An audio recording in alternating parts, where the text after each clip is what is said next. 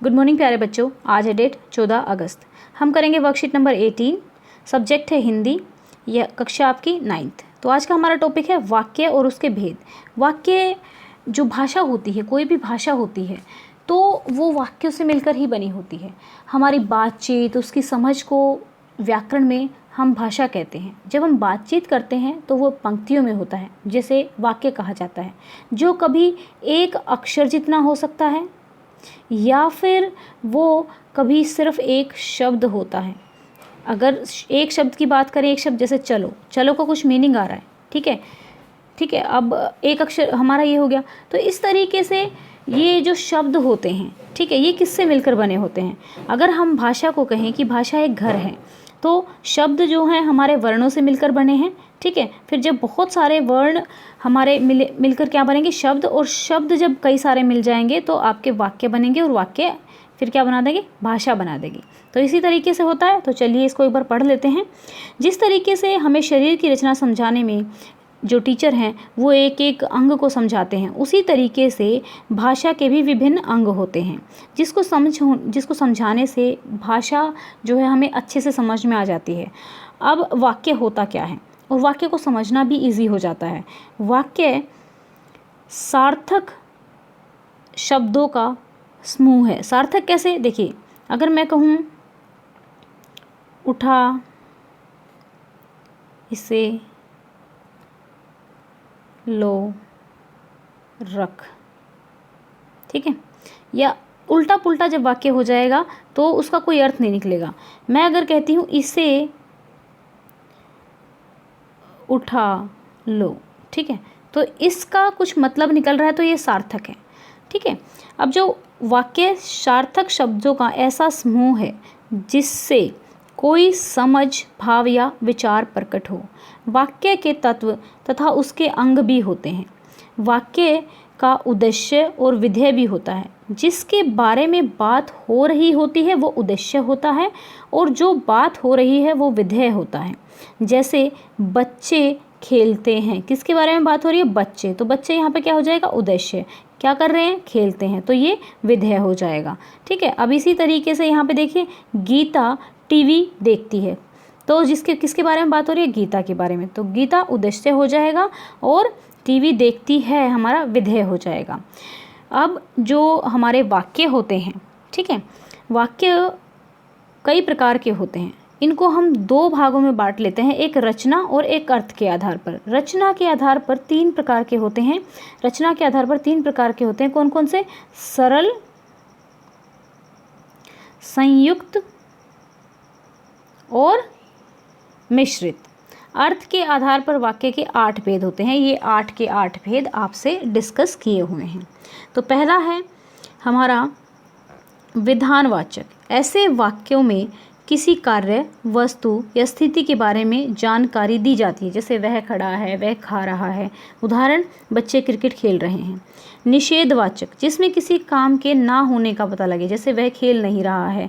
जिन वाक्यों में किसी कार्य के न होने का अर्थात उसका निषेध होता है, ठीक है, तुम मेरी बात नहीं सुनोगे, उदाहरण हो गया। आज्ञावाचक, जिसमें आज्ञा ली जाती है, प्रार्थना की जाती है, उपदेश दिया जाता है, तो ये सब हमारे आज्ञावाचक में आ गए। अभी बाहर रुको, ठीक है।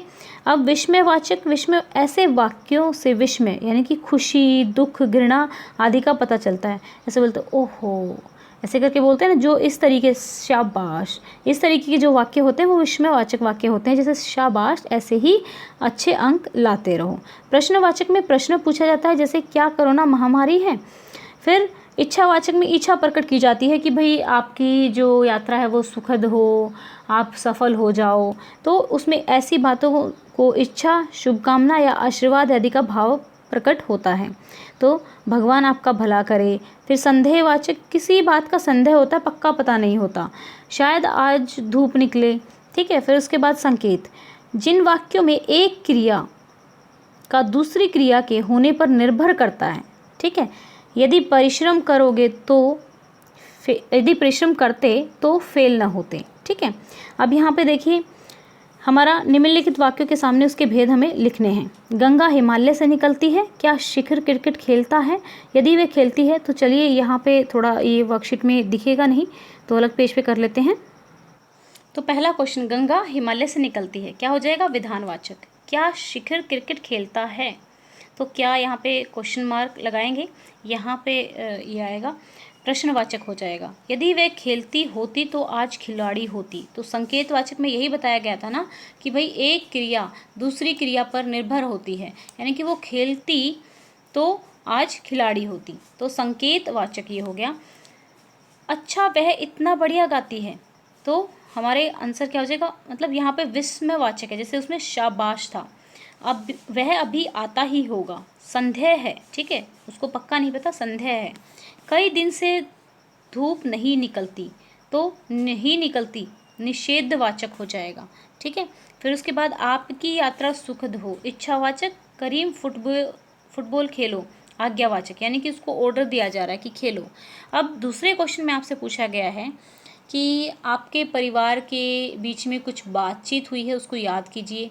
उसमें से कुछ वाक्यों के भेदों को छांट कर लिखिए। आपको बातचीत को नहीं लिखना है, बस उसके वाक्यों को छांट कर लिखना है कि उनके कौन से भेद हैं। जल्दी यहाँ आओ, आज्ञा वाक्य हो गया, आज्ञावाचक वाक्य हो गया। अरे कितनी तेज़ धूप निकल रही है, ठीक है, विस्मयवाचक। मैं खाना खाता हूँ, विधानवाचक। आज तुम खेलने नहीं जाओगे, निषेधवाचक। तुम क्या कर रहे हो, प्रश्नवाचक। शायद आज बारिश हो, तो संदेहवाचक। यदि बारिश होती तो मैं उसमें ज़रूर नहाता, संकेतवाचक। आपको स्वतंत्रता दिवस की हार्दिक शुभकामनाएं, इच्छावाचक वाक्य। ओके, तो ये हमारे पूरी वर्कशीट हो गई है। आई होप आपको अच्छे से समझ में आ गया होगा कि हमने आज क्या किया है। हमने ये जाना है कि वाक्य क्या होते हैं।